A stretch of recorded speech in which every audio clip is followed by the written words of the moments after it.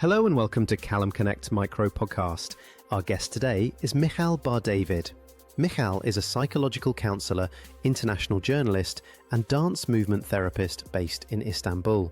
Her debut book, Becoming a Peacock: Strut Your Way into Self-Love, has hit #1 hot new release on Amazon's Kindle list this week.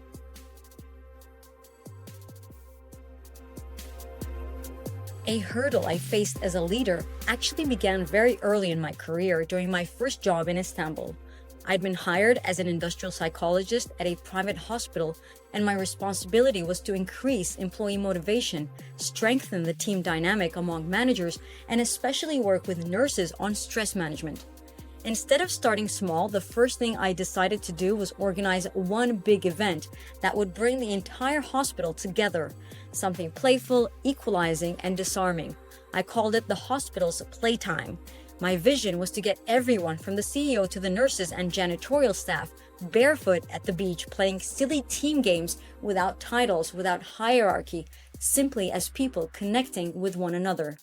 The hurdle was that almost everyone thought I'd lost my mind. Colleagues were skeptical, leaders worried it was too unprofessional. Even my own father, who was a physician at another hospital, warned me, "Doctors won't show up to something like this, they're too serious," he said. But I trusted my gut because creating human connection and lowering emotional walls has always been at the core of who I am.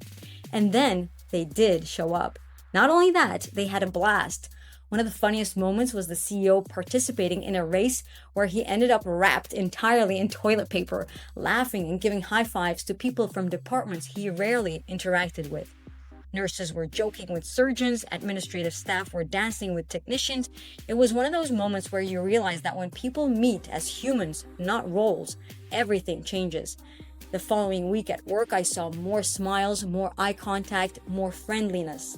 People remembered each other as teammates from the beach, not just colleagues crossing paths. And that experience taught me something that has guided my leadership ever since. Trust your instincts, believe in your unconventional ideas, and don't be afraid to lead with authenticity. That event reminded me that when we show up as who we truly are, when we dare to bring the full color of our personality to our leadership, we create the deepest connections. And that's where real motivation, real loyalty, and real transformation begin.